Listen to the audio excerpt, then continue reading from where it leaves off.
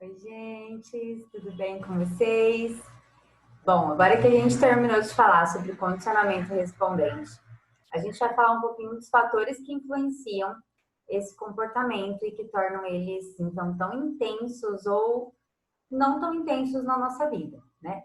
A gente sabe, por exemplo, que se a gente tem medo ou não, isso vem de acordo com a nossa história, nosso repertório comportamental, coisas que já aconteceram com a gente, quantas vezes esses eventos foram pareados, se os estímulos são intensos ou não, tá? Então, hoje a gente vai falar de 5 fatores que influenciam, então, o condicionamento respondente, certo?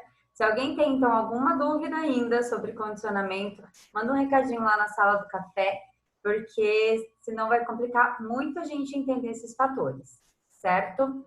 Então vamos lá, vou compartilhar minha tela aqui com vocês para facilitar a nossa vida. Os slides estão disponíveis lá, ok? Então vamos lá. Fator número 1. Quanto maior o número de pareamentos de um estímulo condicionado com um incondicionado, maior é a capacidade do condicionado para eliciar uma resposta condicionada. Só lembrando, então, que é eliciar o termo correto, certo?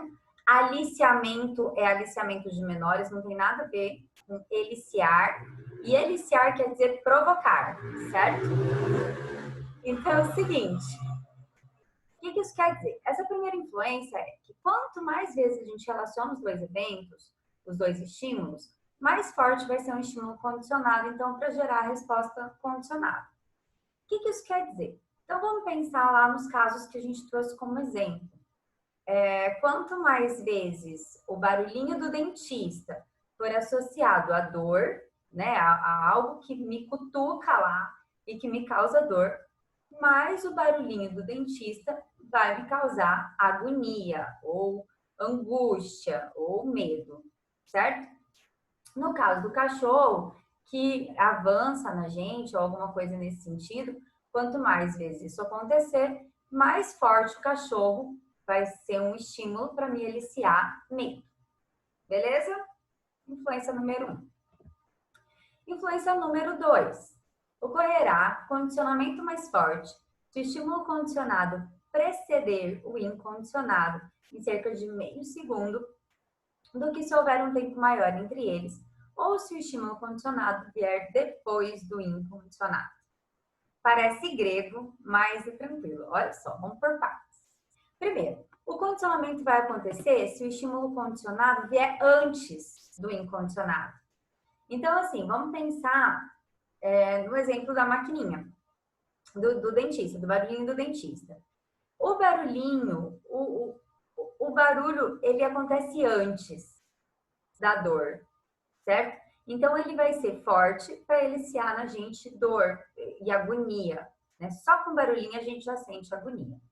Se por acaso tiver muito tempo entre a ocorrência dos dois eventos, ou seja, a gente ouve um barulhinho e só depois de muito tempo a gente vai sentir um incômodo lá e sentir dor, então normalmente a gente não faz a relação dos dois eventos, né? A gente não cria agonia do barulhinho.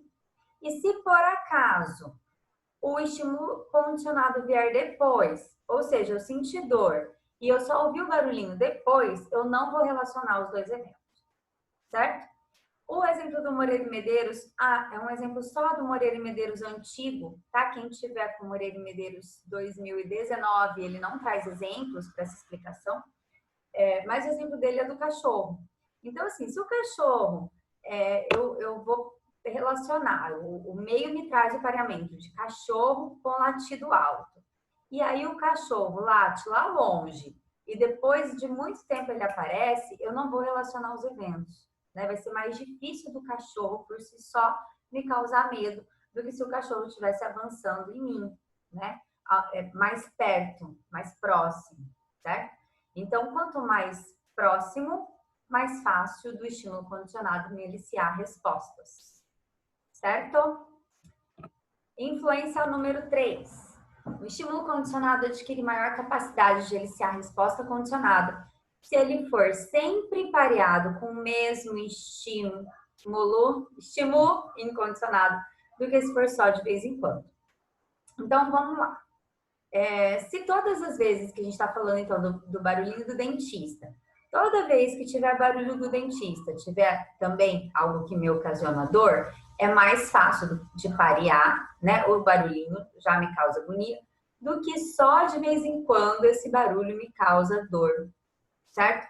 Se às vezes esse barulho me causa cócega de vez em quando, que dificilmente vai acontecer, mas tudo bem, então é mais difícil de o barulho me eliciar respondentes, tá? Vamos pensar no exemplo que o Moreira me deu sobre a excitação com velas.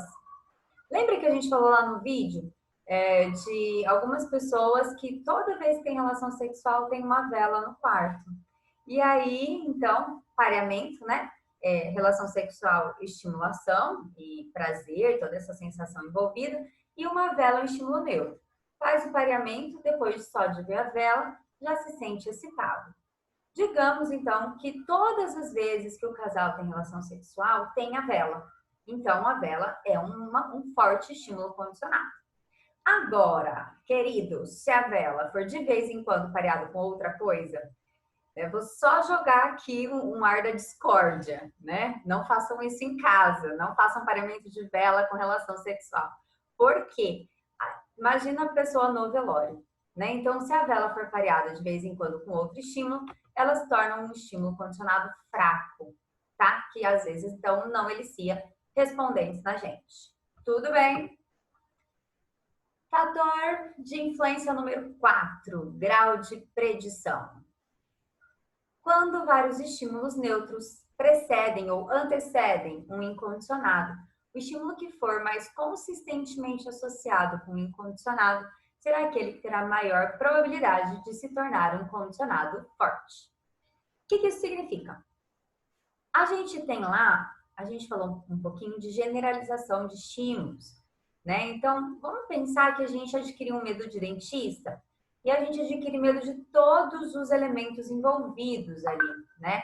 A gente pode estar falando de eu tenho medo do barulho, eu tenho medo da cadeira, eu tenho medo do dentista, eu tenho medo da palavra dentista, né? Então, tudo isso pode ser eventos precedentes da maquininha e da dor, certo? Então, todos eles podem me eliciar medo, me eliciar angústia, ruim, certo?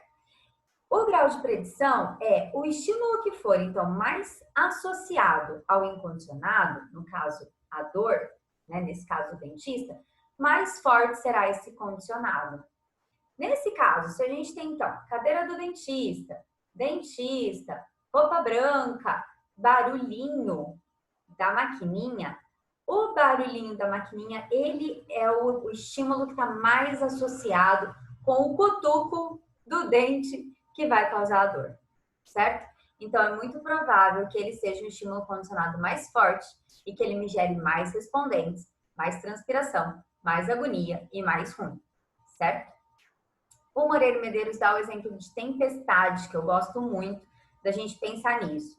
Né? Se alguém, por acaso, adquiriu um medo de tempestade e tem lá todos os estímulos envolvidos com tempestade, tempo escuro, chuva, nuvens e relâmpago, né? O relâmpago ele vai estar mais fortemente associado ao trovão, que é o que nos assusta, né?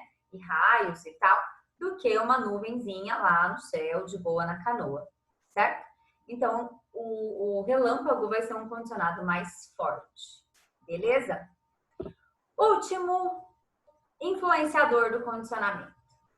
O condicionamento respondente se desenvolverá mais rapidamente e mais forte quando o estímulo condicionado, o incondicionado ou ambos forem intensos do que se forem fracos, né? Isso tranquilo. Se for um relâmpago muito forte, um trovão muito forte, é mais fácil de parear esses eventos, né? Se for um cachorro que late muito forte, me deu uma mordida muito forte, é mais fácil que o cachorro se torne um condicionado também forte, né? Então, quanto mais intenso os dois, mais forte o pareamento. Eu só esqueci de uma coisa aqui no primeiro, que a gente fala da quantidade de pareamentos, né? Então, sei lá, tivemos lá 2 pareamentos de cachorro latindo e avançando em mim e tal. E aí, então, eu adquiro medo do cachorro. Mas, às vezes, a gente não precisa de muitas vezes, né? De muitos pareamentos para eu adquirir medo. Algumas pessoas com eventos muito fortes, muito intensos, como a gente falou na influência número 5, né? Essas pessoas, só com um único pareamento, elas já adquirem o medo, né? Elas já começam a responder de uma maneira diferente a esse estímulo condicionado. Então, algumas pessoas não precisam de uma quantidade gigante de pareamentos, né? Pessoas que bateram o carro não precisam bater o carro mais de uma vez, às vezes, tá? Dependendo muito da história de vida dela também. Mas o que a gente vê é que as pessoas batem o carro uma vez e elas podem já, então, adquirir medo de dirigir, dependendo do quanto o evento foi traumático ou de quão forte são os estímulos envolvidos. Certo? Muita informação, parece um monstro, mas é bem tranquilo, né? A gente vai fazer isso aqui no exemplo para ver se tá indo tudo bem. Certo? Um abraço! Até a próxima!